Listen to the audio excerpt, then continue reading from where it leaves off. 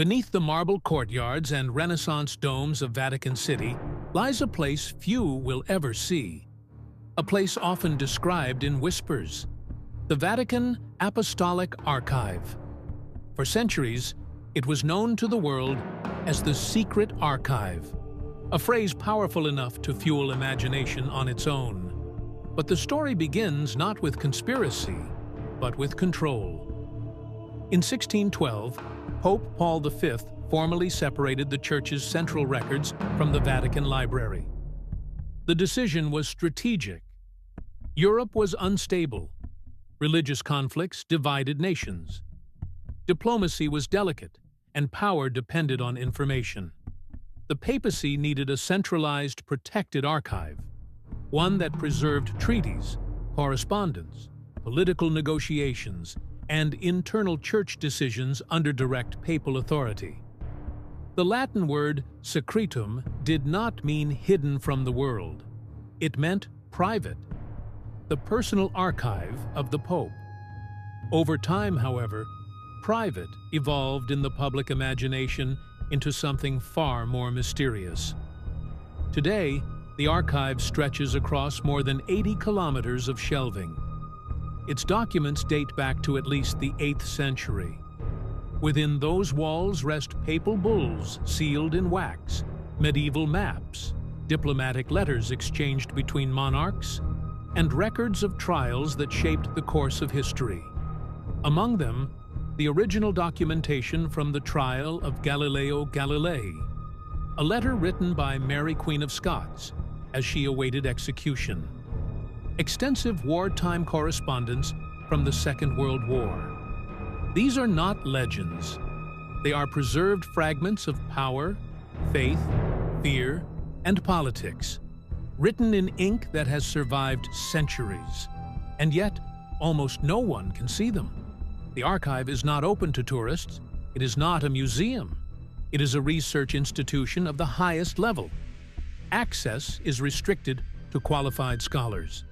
To enter, a researcher must submit formal academic credentials, a detailed proposal outlining exactly which period or documents they intend to study, and letters of recommendation.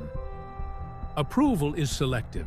Even those granted entry cannot roam freely through endless corridors. They request specific files in advance. A limited number of documents are delivered each day to a supervised reading room.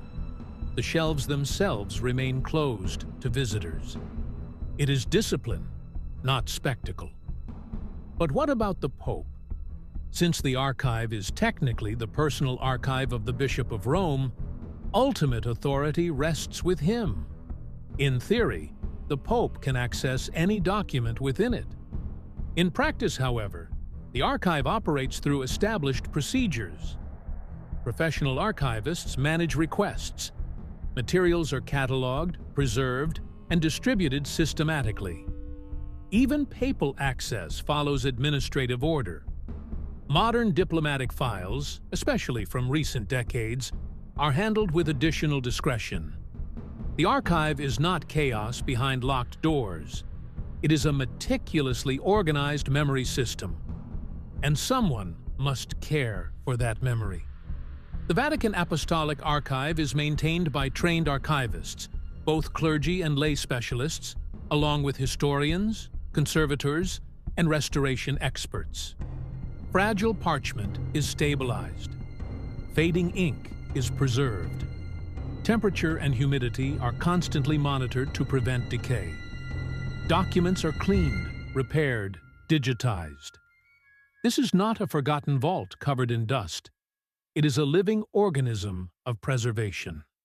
Security, too, is real, though quieter than fiction suggests. Pontifical Swiss Guard protect the sovereign territory of Vatican City. Access points are controlled. Identification is mandatory. Movement is monitored. The archive is one of the most secure documentary institutions in the world. Not because it hides treasure, but because it protects history. And perhaps that is where the mystery truly begins. Because when information is restricted, imagination expands. 80 kilometers of shelving, more than a millennium of recorded decisions. The private memory of one of the most influential institutions in human history. But if the archive primarily contains documents, why do so many believe it hides something more? Why do rumors speak not of parchment, but of sacred objects, of relics, of artifacts that could redefine history itself? That question leads deeper, and it is where the true legends begin. If the Vatican Apostolic Archive is primarily a fortress of documents, why do so many believe it hides sacred objects? Why does imagination insist that somewhere beneath Vatican City, beyond sealed doors and controlled corridors, lie relics capable of shaking faith itself? The rumors are persistent. The Holy Grail, the chalice said to have touched the lips of Christ at the Last Supper, the spear of destiny, the lance that pierced his side during the crucifixion. Historically, this relic has been associated with Vienna and other European claims, yet speculation occasionally drifts back toward Rome. The Ark of the Covenant, the sacred chest said to contain the original tablets of the law.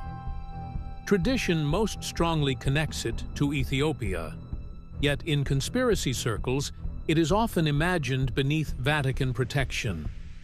Even the stone tablets themselves, the 10 Commandments, are sometimes whispered about as hidden in secret vaults.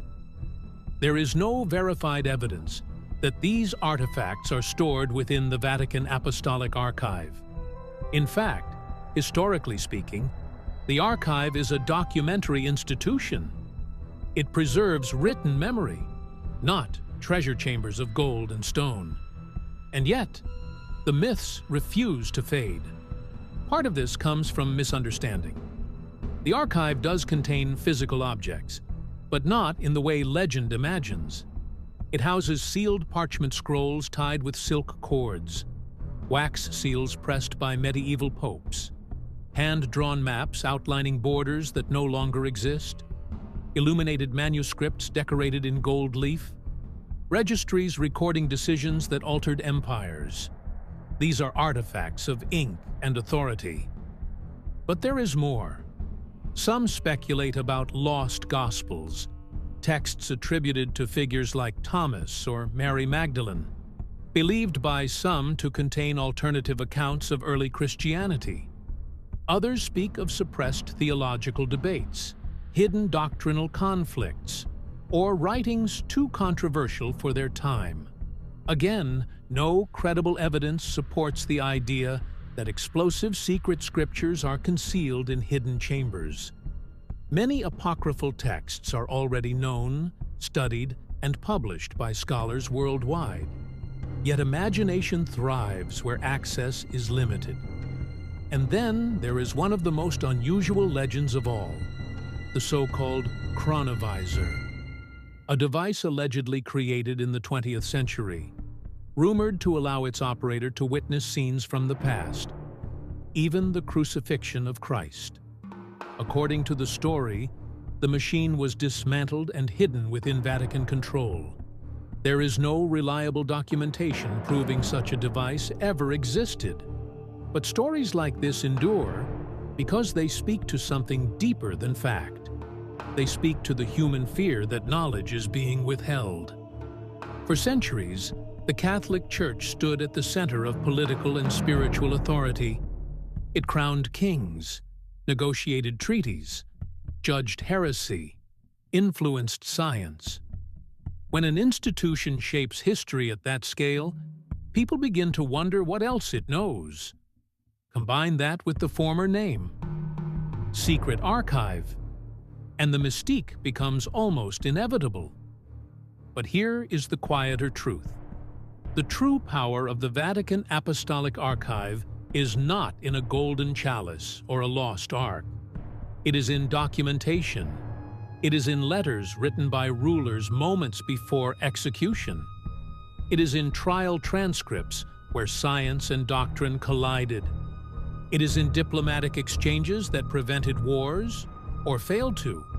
The archive does not guard magical objects. It guards memory, and memory is powerful. Because written records do not flatter myth, they preserve decisions as they were made. They reveal complexity instead of legend. They show that history is rarely simple, rarely pure, rarely divided into heroes and villains. Perhaps that is why the myths persist. A hidden relic is easier to imagine than thousands of fragile pages filled with nuance. A secret object feels cinematic, but truth is usually quieter. Somewhere beneath Vatican stone, archivists continue their work. Climate systems hum softly. Gloves turn centuries-old pages. Requests are processed. Documents are restored. History is preserved, not dramatized. And maybe that is the greatest revelation of all. The Vatican does not need to hide supernatural artifacts to remain fascinating. It already safeguards one of the most extensive, continuous records of human civilization on Earth. And that may be far more powerful than any legend. If you found this exploration intriguing, consider leaving a like and sharing your thoughts in the comments. What do you think is the greatest mystery of the Vatican Archive? Legend or history itself?